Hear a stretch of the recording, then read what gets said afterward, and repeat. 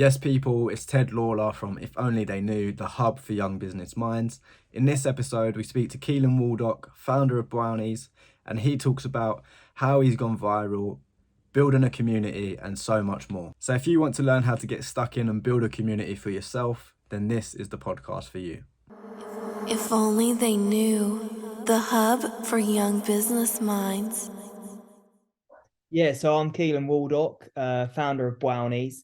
And yeah, I'm just on a mission to make the most exciting brownie brand in the world. And you're certainly doing that. We were just speaking off camera there, and I said it feels like I've known you for so long, even though we've never spoken apart from the LinkedIn DMs to get this call started. So you're obviously doing something right. How does it feel to, at this stage, be doing relatively successful? Not even relatively, really successful actually for this stage. Yeah, no, thank you, mate. It means a lot. I mean, you're killing it as well.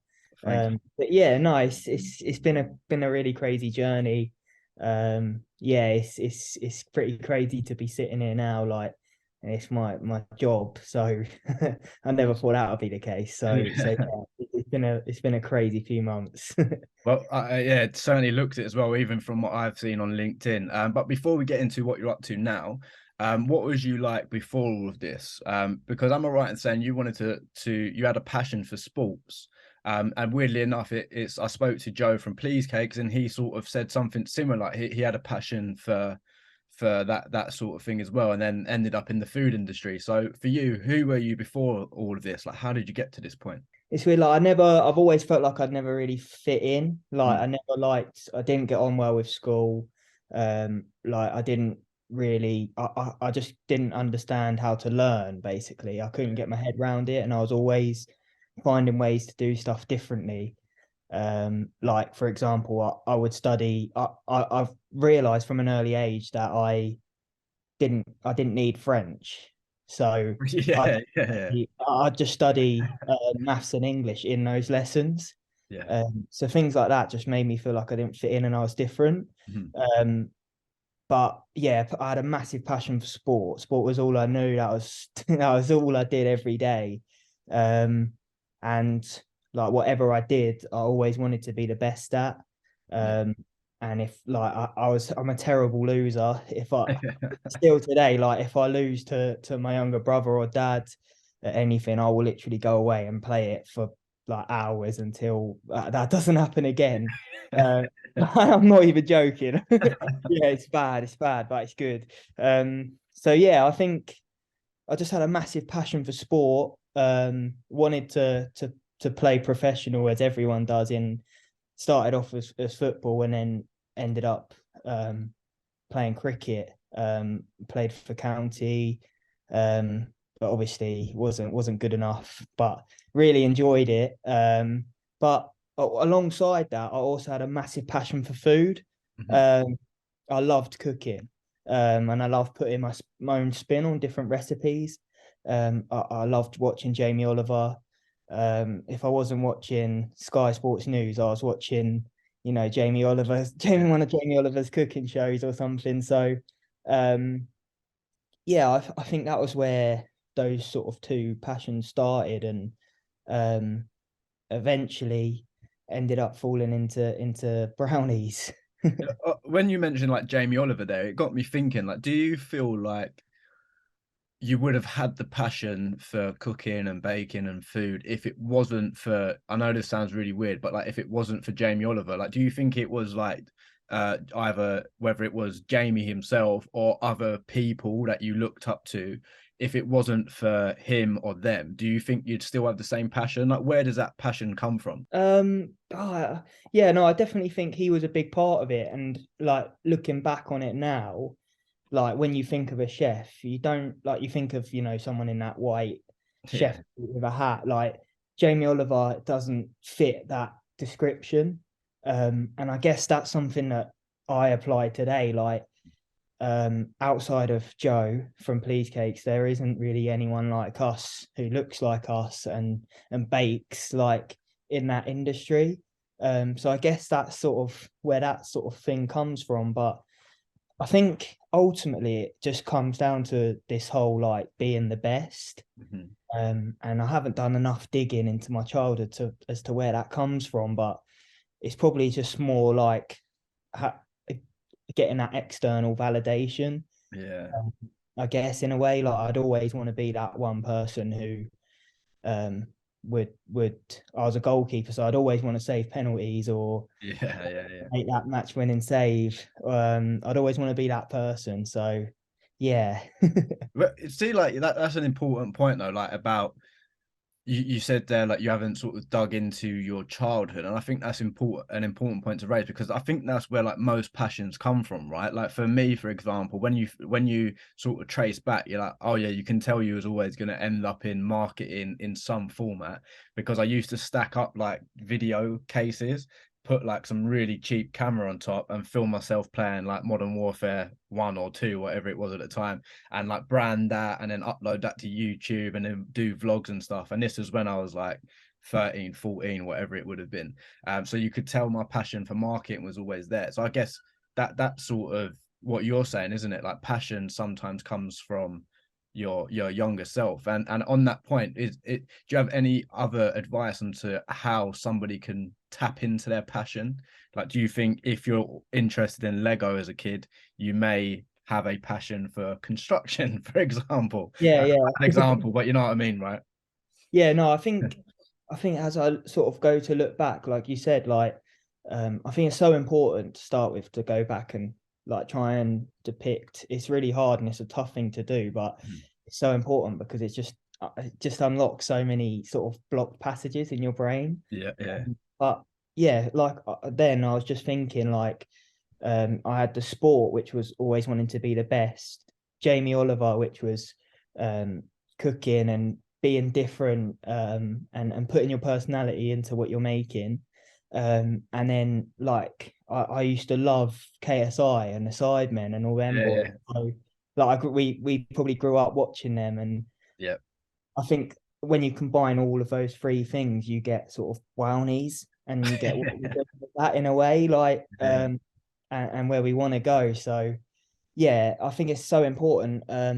But I think it's so important to follow your passion, or at least even if it's not something for your like for your job, if it's not going to earn you money, it's so important to still fulfill your passions, whether it's through hobbies or, I mean, if you're not, then you must be not sort of enjoying where you're going or where you're at. So I think Yeah. it's so important. Yeah, no, I agree. I see that a lot in people as well. You can just tell they don't have that passion for what they're doing, and you can see it almost eating away at them, can't you? But Yeah, fast forward a bit, you obviously mentioned there brownies, and I laughed because there's just something about the name. It's just so fun, and it really, the name itself just sort of conveys the whole brand and the whole feel for it. It sort of does a perfect job in doing that. Where did that name come from? I know obviously you're selling brownies, so it's quite an easy one, but like, yeah, where did that come from? Like, how did you get the idea to actually turn your passion into a business? Yeah, because you've obviously done a great job. It looks like it's been thoroughly planned out, but I wonder, has it? And yeah, how did you get started? so it all sort of started in sort of 2016, 17 around then. And I was at sixth form doing a BTEC in sport, obviously, and alongside that had a job at McDonald's, a part-time job, and I didn't enjoy working for someone else. I'd done a few jobs, working behind bars and in restaurants and washing dishes, etc.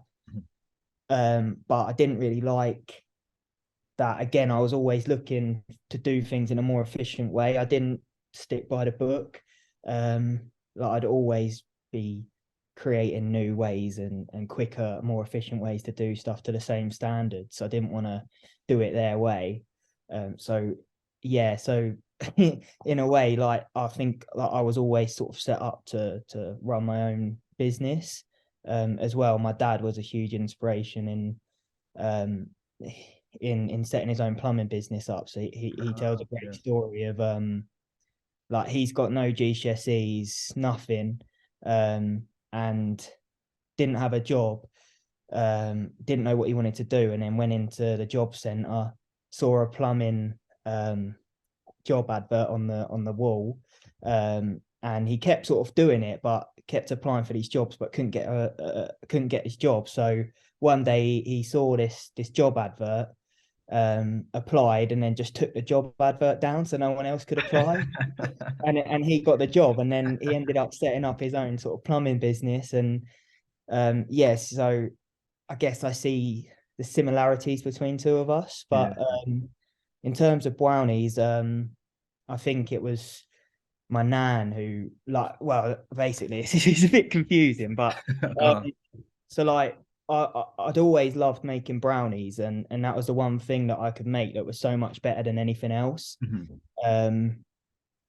So they started to pick up like orders from family, friends, etc. And I wasn't getting paid at that point, just doing it for fun because that was what my passion was. And I knew they were good, and unlike anything else anyone had tried. So my nan then just said, like, I should just turn it into a business. And yeah, I just set up an Instagram account, and then off I went. And the name BWOWNIE sort of come from me and my nan on the way back from a cricket game talking about setting this business up. And I've still got the page in my notes on my phone, and we were just writing down names. I mean, some of them were awful. Yeah. And the last one we got to was BWOWNIES, and like there and then I just knew I had something. I can literally remember the feeling I had, and I just could not believe that no one had taken it. Like, I was searching Instagram, seeing if there was, like, surely there was another company with that name. And then I just immediately didn't really know what I was doing, so I didn't trademark it for a few years, and then didn't buy the domain either. Wow. Yeah, didn't know what I was doing, so just set it up, and the next day went into sixth form with a load of samples, and got everyone to try them all and share my Instagram page, and that sort of got the ball rolling for me. Two points on that. It's really interesting startup story, actually. But 2 points, two questions rather. Like, do you have an emotional attachment to the brand because it was something you and your nan sort of worked together to set up in that, like, brief moment? And I'm sure there were moments before that as well, but that moment where you decided the name, is there an emotional attachment to that? And two, did you have it sounds like you didn't really have a vision for what you wanted it to be or what you wanted to get from it. You just wanted to sort of start that project. So yeah, two questions there, if you don't mind. Yeah. I mean, yeah, so emotional. And I think it's just amazing, really, that it started like that, and it's sort of ended up where it is. And I guess to answer your second one, like, I had no idea, like, where it was going to go. No idea. All I wanted to do was really sort of convince my mum to let me quit McDonald's, and just that was my main aim. Because I just didn't enjoy it. I like to work when I wanted to work, and I liked building something and doing something different, and I've never done it before, so I wouldn't know until I tried it. It was also about earning a little bit of money before uni, because that was why I was working in the first place. So I guess they were the main reasons. But no, I had no sort of clue what I was doing. Like I said, I didn't get the domain name or the trademark. So yeah, it was all a bit of a crazy journey. We will get onto that as well. That sort of having that naivety, I think, has helped me as well, and it sounds like it's definitely helped you. Just sort of not knowing what could go wrong or not knowing what to expect. We'll definitely dive into that a bit later on. But in terms of the point of going to uni, I find that really interesting. Obviously, part of the reasoning for setting up the business was so you could afford to go to pay your way whilst you're at uni. But yeah, how did you manage that balance between life, uni, family, and then business? Like, how did you juggle all this going on, especially when the business is doing so well? Yeah, so I think before we go into that, when I went to uni, in that first year, I actually stopped BWOWNIES, because obviously I went into digs, so in student hall, so like I couldn't I mean, I couldn't make. We were having parties most nights, so I couldn't make brownies in that same kitchen. Yeah, Obviously, stopped it, and got everything out my system. Partied, probably too much because again, I didn't really have that when I was growing up because I was so serious with sport that I didn't want to drink. I just wanted to train and play. So I didn't have that. So when I went to uni, it was I sort of went off the rails a little bit and actually nearly ended up like failing my exams. Wow. If it actually wasn't for COVID, I probably wouldn't have got through because obviously all the exams then went online. Yeah. Yeah, so it was a big help. So yeah, so that was what happened then, and then obviously lockdown hit towards the end of my first year, and everyone got sent home, and that's when I started BWOWNIES back up again because obviously everyone was at home, e-commerce boom, TikTok had just started, there was some crazy things going on, and we started it up, and this time it was different, it was serious. And yeah, it sort of just kept the ball started to keep getting bigger and bigger, and yeah, but man, like juggling uni and the business and everything else was like one of the hardest things I've ever had to do. Yeah, I Yeah, bet. it's That so must- hard, so yeah. hard. But yeah, like if I wouldn't have done it, then I would have regretted it. What are your thoughts on uni in general then, especially in the context of like people in a similar situation to you, and also that was like a very similar situation to me as well. Like I started all of this whilst in my first year of uni because I was like, oh no, like I feel like if uni is this all uni has to offer, then I'm in big trouble because it wasn't hitting the spot. Like I was learning business and marketing, but it just felt a little bit outdated with like everything you said, like TikTok booming and everything booming, all these social media platforms. So I had to start something on my own to sort of learn myself and experience it. So yeah, what's your thoughts on uni for young people that want to get into the business world? Do you think they should go to uni for that stopgap of a few years to sort of think about what they're doing? Or yeah, what's your thoughts on that? Yeah, it's a really tricky one because I sort of see both sides of the argument. I, I sort of grew up in a household completely different to everyone else. Like my parents were very like didn't quite understand university, didn't Right. understand why I'd go there, learn that and end up in that debt. Yeah. But to be honest, like that was probably that was the best thing I ever did because I went there, I learned so many like just skills, life skills. Like you become a young man effectively, like very quickly you have to learn to budget your money. Mhm. You're totally dependent on yourself. If you're ill, you deal with that. Yeah. You still got to do all your washing. You've got to cook for yourself. All these small things that a lot of us have the privilege of not even thinking about doing. Yeah. So that was a key lesson. I think it was that independency of like shit, like I'm on my own now. Like Yeah. so I think in a way like that really sort of showed me that I had to do it myself. So Mhm. obviously it goes back to BWOWNIES, but I think I, I think it totally depends on who you are as a person. In terms of business, I definitely think it's outdated. I think I didn't go for the course.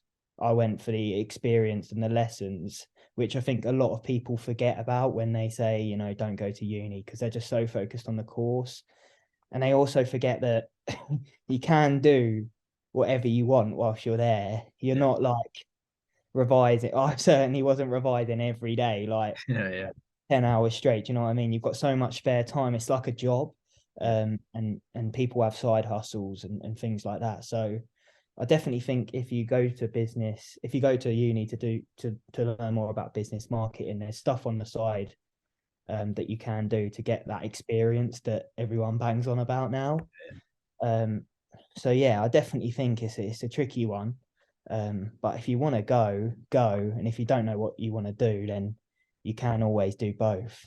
Yeah. No, that's really good advice. And I think a lot of the young people listening will be in that boat as well. Like when they're at that point, or do I go to uni? Do I stay? Do I start a business? So I think that will really help. So thanks for that. Fast forward a little bit, when you come out of uni, you said things started to pick up, and you treated Brownies as more of a real business, as things started to pick up a lot more. So what was happening there? Like, because now you're at the stage where every time I log on to LinkedIn, you're there with something, whether it's a publicity stunt with the McDonald's, which we'll get into a bit later on, and so much there. Like you're always popping up, and you're always coming up in different conversations. I see as well. I see you getting tagged a lot in comments on LinkedIn, especially saying, "Oh, check out this guy," and have you seen this guy's work? So yeah, how did it all look for you on that sort of rebound of Brownies, getting started after uni? How did it all look? What was you doing, and how have you managed to build such a powerful community that you've built? Yeah, I think it's been a mad journey, and looking back, like going to uni did teach me what I didn't want to do, and that was teaching, or anything to do with sports science, that side of it. So that was really helpful. And then it was just a matter of like what do I actually want to do? Yeah. And then that was when sort of I just started up Brownies again, and I was like, right, let's just try this again and see what happens. And sort of just kept posting. I remember being sat there and in emailing like thousands of influencers, because I just realized they were all at home. Yeah. And I was just emailing them, like, not professional emails at all, just from my basic iCloud one, catching photos. Like I didn't know what I was doing, like had no clue, but I would just send them off and see who got back to me. Like I was just messaging everyone, people from my favorite Ipswich Town football clubs, Yeah. DMing players, big fitness guys, just seeing what happened. And people began to get back to me and reply, and gave me a chance, and sent them out products again, shout me out, started picking that ball up again. And then obviously, whilst in lockdown, wrote the letter to Joe. Yep. So I sort of always loved what Joe's doing, and loved Please Cakes. Never even thought that I could follow in his footsteps or attempt to. And so like I just thought, all right, well, I don't remember what I was sort of thinking, but I just thought I would write this letter for some reason, never done this before, and explain like my journey, my story so far, and how I got to that point, and how much he's inspired me. Just done that, and then sent it off to him.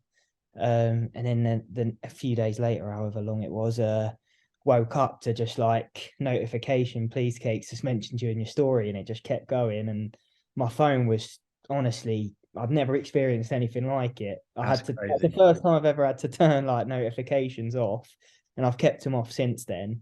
But like my phone was proper bugging out. Like I hadn't ever experienced anything like it. It's just we got like thousands of followers, hundreds of orders overnight, never seen anything like it. And yeah, just that one moment sort of changed my life. Were you prepared for that then, in terms of like the actual hands-on stuff, like getting orders? Like obviously it's one thing to prepare mentally for something like that when your account sort of blows up overnight, but to physically prepare for the amount of orders you got and shipping them out, like, because you at that point you were a one-man band, right? So yeah, were you prepared for that? Nah, not at all, not at Yeah. all. Like didn't know what I was doing. Had no systems in place. I was like no stock management. Was literally just running like I'd look, oh, I ain't got any chocolate today, so I have to order some more. Like it was literally just that. And yeah, the big thing was that I didn't put any stock limits on my website. So like we had so much traffic, the most traffic that was ever coming, and everyone wanted to buy some because it was just an amazing story. And it was crazy what sort of happened. And so we got all these orders in, and I'd never seen anything like it. I was trying to figure out sort of how long it was going to take me. At the time, I just had like one of those half sort of mini fridge things. Yeah. And that was it, like nothing commercial, just the home oven, normal stand mixer that just fits on the countertop, and these trays that you could only make one box per tray, and I had like 8 of them, I think, so I could only make 8 boxes at a time. Wow. Yeah, and then that was all in the middle of my second year exams, so it was crazy. That sounds absolutely mental. And then like it weren't only that, was it? Like obviously that's like a big part of your journey so far. Because that is a huge moment. But it wasn't just that. That was like a really big and probably exciting moment for you as well, because you had that. And then do you want to just take us through the McDonald's thing as well? Because when I saw that, I thought, oh wow, I think it was I just started following you, or when I followed you I looked and I was like, oh my god, wow, that's amazing, like he's working with McDonald's. And then it took me a while to clock on going through Yeah. so I was like, oh, okay. So yeah, do you want to explain that please, because I think that's Yeah, hilarious. sure. So like that Please Cakes post, and everything that happened with them, that showed me that, you know, this is what I want to do. Like that showed me that this is possible. And I'll be forever grateful for Joe and his team for everything they've done for me. So yeah, it's amazing what they've done, and hopefully I'll make them proud and be able to pay them back one day. But then from there it was like, how can I do this again? I always say this, but I sort of got addicted to this buzz, like this dopamine hit of someone getting back to an email or something. Like I just got this buzz, and I still have it now. It's good, but it's all about how you harness that. But we started to think like, how can we do that? It was a bit of a gap between this Please Cakes and the McDonald's post, but I think that McDonald's post was crazy. I remember being sat on the uni campus, and just thinking like, April Fools is a few days away. I've got to do something. No clue what I wanted to do. Initially, come up with this idea that we were going to make a BWOWNIE Big Mac, because we thought that would be like, people would know that's an April Fools. Yeah. Yeah, like I obviously. think that's a big part of it as well. Like, Yeah, that if it was a Big Mac, it was like, oh yeah, obviously that. But like, I think with this, it was so well executed. Like I said, it took me like a good few weeks to realize after looking through posts, and I was like, hold on a minute. I was like, something's not right here, and then I worked it out. But yeah, go on. Sorry, I'll let you continue. I think it's a great story. Yeah. So then had this idea. Spoke to a good friend of mine, Lewis, who's been hugely Yeah, I know influential this. Yeah. behind the scenes. And then also phoned my mate Dan, who built all our website and done all that side of things. Spoke to both of them about this idea. Lewis, we were talking about this idea of making it a bit more realistic. McFlurry, that actually could be real. Like the story of me going from working there, building Brownies as a brand, to then having our own McFlurry, it's just an amazing story. And it's just, regardless of whether it is the 1st of April or not, like someone reading that who knows nothing about the brand could think that is real. Yeah. So then it was all about, how can we make that amazing graphic? Phoned up Dan, he made it, and when he sent it to me, it's just like, I could not believe it. Like it looked so real with the bite marks and it was just it's so good. But it's funny actually, because they'd actually changed the no one picked up on it, but McDonald's had obviously changed the McFlurry packaging because of the to get rid of the plastic. Yeah. No one actually picked up on that, but that was a big giveaway. But yeah, and then we just put it out, and it sort of just went a bit mental, and we had some crazy things happen off the back of that. One of which, like the new owners of Ipswich Town messaged me. Wow. Yeah, just they said said, I'm so proud of you, mate. They're over in America. And I just replied, I just went along with it, and then ended up in a meeting with him. Wow. Bit Did, crazy. did you feel a bit like maybe I should tell people like straight away? Because like part of me would be thinking, oh my God, like it's a really good like publicity stunt, but I'd almost be thinking maybe I should just let people know and make it really obvious that it's a joke. Because you like you said, you was getting loads of messages, people were talking about you saying, oh my God, he's like smashed it. Yeah, what like surely you must have been thinking maybe let me just stop it.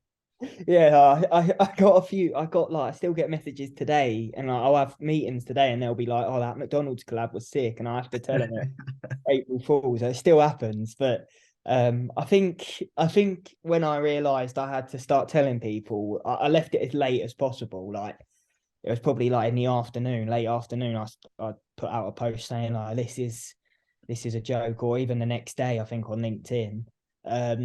But I think like my granddad, I think was going round his work telling everyone that he was so proud of me, and and that's when I started to think, oh, I need to actually tell people, because Yeah. like it was starting to get a little bit like to the point where I didn't want to say to anyone that it was a joke. But yeah, I had to. But that was all part of it. Like it had to be believable, and I wanted it to be believable. So leaving it as late as possible to tell people was very important. Yeah, no, well done on that. You smashed it. And I think one of the other things I wanted to get like across is one of the things it seems like a personal highlight for you as well. Just before we go into the last few questions, the Stephen Bartlett thing, the Diary of a CEO tour, I think that's amazing. And again, shows the power that not in a because I'm the same, like having a bit of naivety and not knowing certain things and not knowing how things normally work,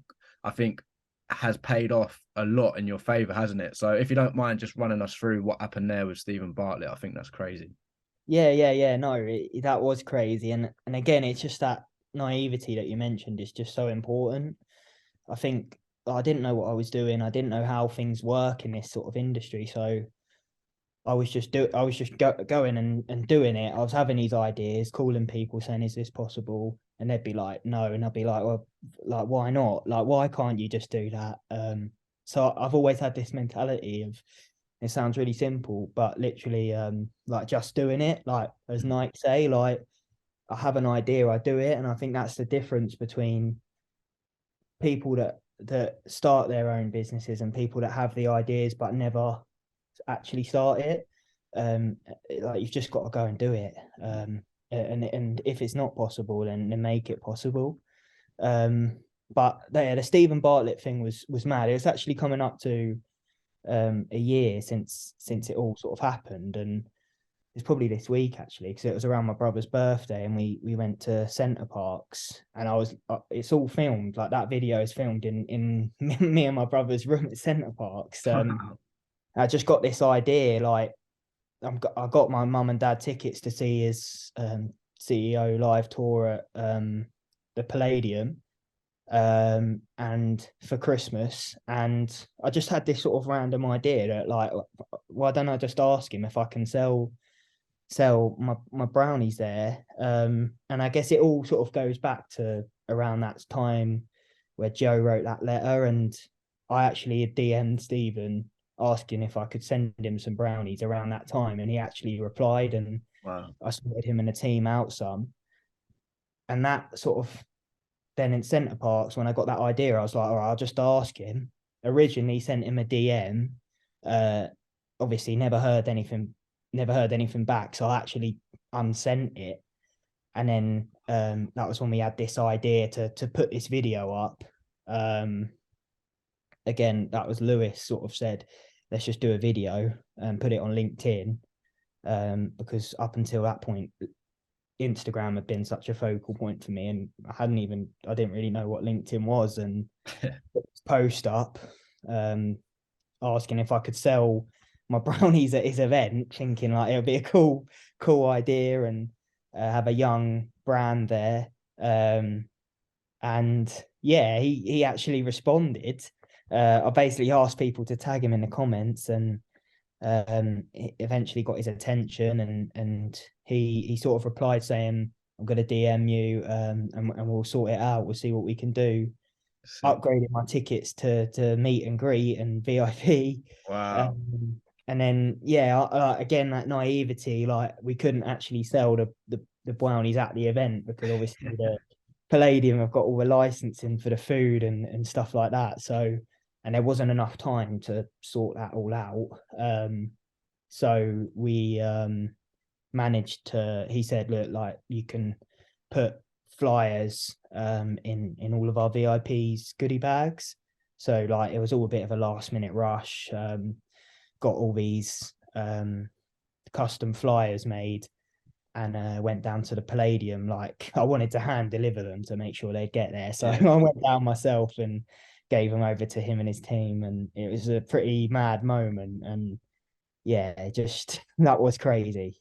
That is crazy. That is honestly crazy. And like for me, Stephen's such an idol as well. So like and I guess it would have been for you as well. So to have the acknowledgement even of someone like that is powerful, let alone having them sort of bring you in. I think that's amazing, isn't it? Yeah, it was. Yeah, I mean, he's a huge inspiration to me and everyone else in this area, I guess. And yeah, it was amazing to get his attention, and hopefully we'll do it again. And I know he's going to do another tour, so hopefully we'll actually be able to make it happen this time. That will be so satisfying as a fan of yours and as a fan of Stevens as well, knowing that almost happened but never quite got there. That would be so satisfying for Yeah, me and obviously the rest of your community. That would be amazing. yeah, no, it would be so sick. It would be sick. Yeah, obviously we just spoke there about all the really good moments. Do you think that would all those moments, a big part of it was leveraging the community that you built, putting in those hours beforehand, showing how real you are, and all those months of giving value and emotion to your audience, building that community? Do you think that that sort of paid off in the end? Like you said, you got all your community to tag Stephen in the comments and stuff. Like, do you think that's a big payoff of having that community? Yeah, 100%. I think what it is like I've been sort of thinking about this recently and talking to people about it, is that like what I've tried to create is something that sort of hasn't been done before, in a sense that like I'm young, and again, like no one really looks like me in this sort of baked goods sector. And I've sort of leaned into that and documented this story as I go. And that has built this amazing community of people who can see one purchase and see how much of an effect and how much that means to me, and how much of an effect that one purchase has on my business. Like they can see it grow, and they're growing with the business, if that makes sense. Like it's just such a unique thing, and no one else has sort of done it or thought of it in that sense, which I think is so cool and so unique to Brownies. And I just think it's only gonna go from here, because right now we're still relatively small. You know, we're a fraction of the size of our biggest competitor, but we're doing things that a business of our size shouldn't be able to do. Yeah. Which is just so exciting. And I think it's just really cool just to document the journey. You know, every step is on there. It's like a diary in a way. So yeah, it's really cool, and I like the concept. No, it is, and I last like few things as well, like of this podcast. I'm enjoying this so much, by the way. And again, I think that's part of the fascination with yourself and the brand, isn't it? People just enjoy watching you. But yeah, I think it's really important to have that documented, and I messaged you the other day, didn't I? Or I put it on my on my LinkedIn profile that if I had to put money on any entrepreneur in the whole country, like being a success and getting to a certain point, all my money would be on you. Like there would be no hedging. I'd literally just dump it all on you, because it's so clear what, like you said, what you've achieved at such an early stage. It's so clear to see where you're going, and it seems like you have it planned out, right? or do you Yeah, not? yeah. Just No, thank you, mate. That means a lot. And yeah, I'm just really excited about the next few years and what they have in store for Brownies. And I think it's just only going to get bigger and better and more exciting. So yeah, I just honestly can't contain my excitement.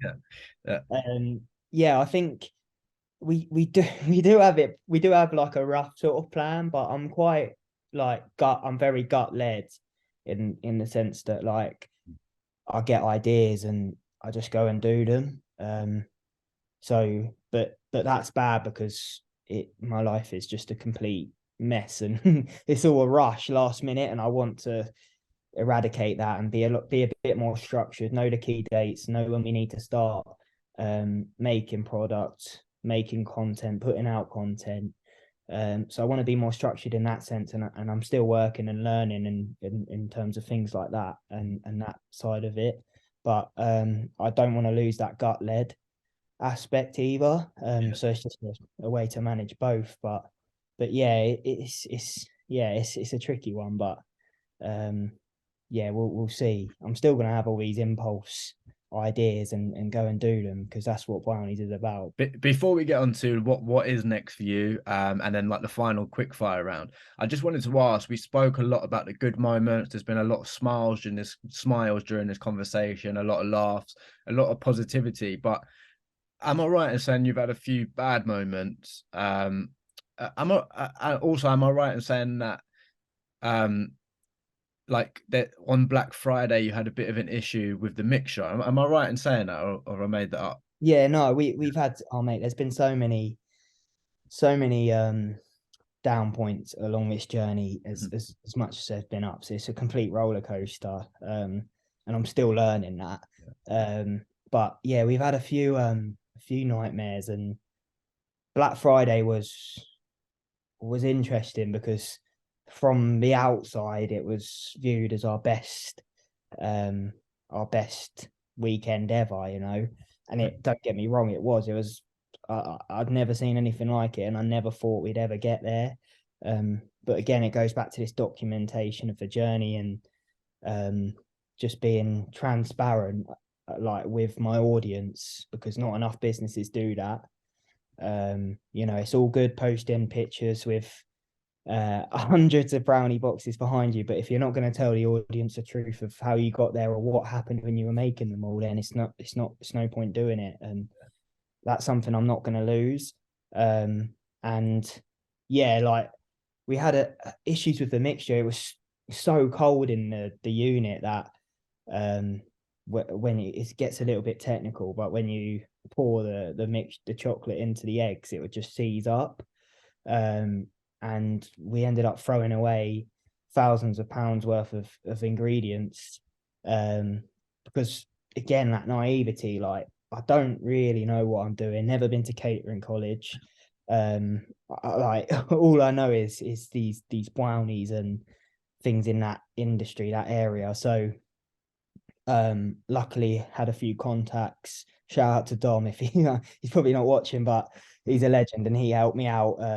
But yeah, so we eventually got it fixed, but that was big because obviously everyone right now is being affected by the cost of living crisis. So it's really tough. And obviously our prices are like, I'm trying really hard not to increase my prices because people don't want to pay. And whilst everyone else is increasing their prices, it's a good opportunity to undercut people. Yeah. In a sense, because obviously I'm a young growing brand and I don't have a mortgage to pay, and I don't have kids, so I can afford to do that. But then, like, because our cost of ingredients is increasing, our margin is just getting tighter and tighter. Yeah, I bet. So obviously Black Friday, we wanted to do a big discount and not increase the discount in terms of what we did last year. That was really important to us. So did it, all went well. Obviously tried to sell 500 boxes. We didn't think we was going to do it, and everyone told us we wouldn't be able to. And then we ended up selling 500 in the first 10 hours and 840 in the weekend. which is that's the most we've ever had. And then obviously I had to make them all, and this all started going wrong, and it was a bit of a nightmare. And those best days also had some of our darkest days. So yeah, I'm still learning, and I think that's the important thing, and that's why it's so important to document the journey, because not only can they see the business grow, they can see me grow as a person, which I think is also quite important. But yeah, luckily we got through it all, and we're still not in the position that we planned to be in, but that lack of money has driven creativity in our business the whole way through. So it's not a worry to me at all. And I know lots of businesses are worried about it, especially in the food industry, because there's so much, it costs so much to make the product. So yeah, it's a scary time, but as we learned in the pandemic, crisis does bring amazing opportunity, and lack of money. I'm a real big believer in lack of money driving creativity. So yeah, we got some big things planned. No, I love that. I really like that. One, I like the fact that you're documenting it all. One, for people like me to learn, and for two, for you to look back on in a few years and be like, wow, I can't believe I was doing that, or I can't believe I looked that young and all that stuff, like in a good few years. Like, I think it's really good to look back on for yourself. But yeah, very, very exciting. Before we get on to what you are up to next, which I think is a big sort of thing to talk about. Let's just quickly do the quick fire round if you don't mind. So, Sure, mate. one thing you wish you knew at an earlier stage. Kai, this isn't going to be quick fire. One thing I wish I knew at an earlier age. I don't know. There's a quote by Matt Fraser, who's like the fittest guy on earth. He said this amazing quote I wish I heard earlier, that was today I'm gonna do what others won't, so tomorrow I can do what others can't. Love that. Yeah, that was amazing, and that stuck with me, and something I think about every day. So yeah. No, I love that. And what to you, this is quite a deep one, and it's thrown the people I've asked so far, it's thrown them off quite a bit. But what's the meaning of life? There's loads of different aspects to it, but I think it sort of all boils down to just having fun. Like, I've only got one shot, so I'm just gonna go for it and have that mentality of having nothing to lose, especially as a young person. So yeah, I think that's what I'd probably say, just having fun. Yeah, that's been a reoccurring theme. So yeah, I'm glad you followed suit with that one, because I agree. What do you want your legacy to be, if you want a legacy at all? I think it would just be someone who went out and done everything he said he was going to do. Because like we sort of touched on earlier, there's so many people, and I remember at school so many people saying that the things that we're going to do, and now I still get people who want to be entrepreneurs and want to run businesses, and have all these ideas but never actually do them. Yeah. So I think I want to be known as the person who's got an idea and gone and got it, and just go for it. I think that's my main thing. Yeah. And sort of attached to that in some way, what would your advice be for young entrepreneurs if you had to pick one piece of advice? Yeah, just going for it. Yeah. Literally, like, yeah, it's tricky, but you've got to just go for it, especially young entrepreneurs. We've got, well, most of us don't have anything to lose, literally. And I think it's important to think about, like, what's the worst that's going to happen? All that's going to happen is it's not going to work out. You might lose a bit of money, and you might lose a bit of motivation or passion, but that is going to look so good on your CV, and like that failure will look so good on your CV, better than any experience or any degree can get you. So yeah, if you've got an idea and you want to start something, just start now. not tomorrow, now. I love that. And the final one out of this little segment, who are your favorite creators or entrepreneurs at the moment? Who are you looking up to? Quite, yeah, that's another big question. Who do I like at the minute? I do like. I've always loved KSI and the Sidemen and those boys. Just think what they've done is amazing. Yeah. You know, coming like again, it goes back to that passion thing. They had no idea that they were going to make money from this. They started it just as a passion, and now they're like it's the closest thing to BWOWNIE. Yes. Like, it's crazy.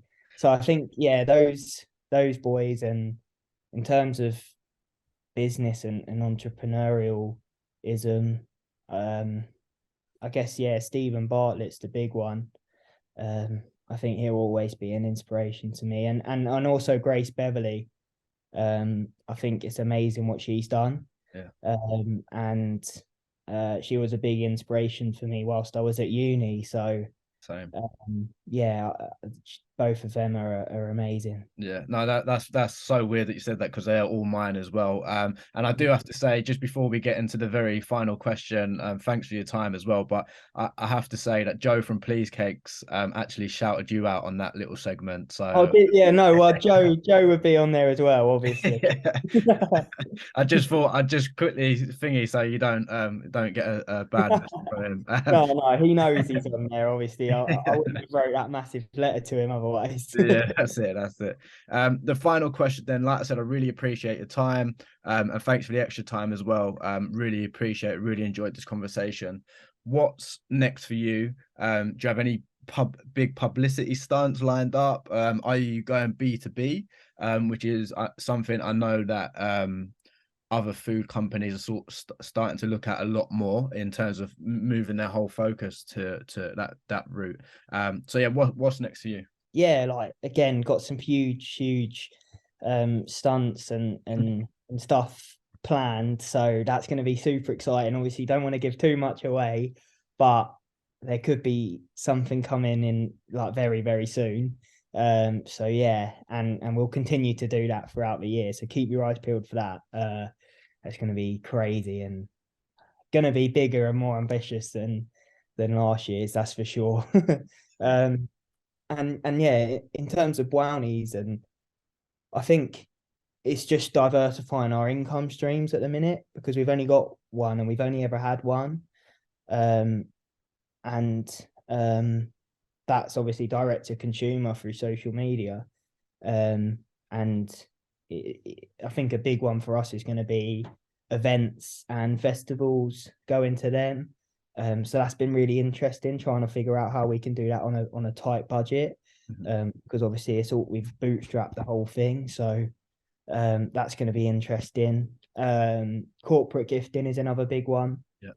And then the long-term vision is obviously getting stocked in shops and farm shops, and also the big major retailers. We've got some really cool ideas which will hopefully launch in them. So yeah, that's the big long-term aim. But yeah, really excited for that. And just want to say a massive thank you for having me on. I think it's amazing what you're doing, and That's right. Thank you, man. Yeah, you're following your passion as well. So that inspires me too. Oh, brilliant. Thank you. I really appreciate the kind words. I appreciate your time as well. Like I said, we've gone a little bit over, so I really appreciate it.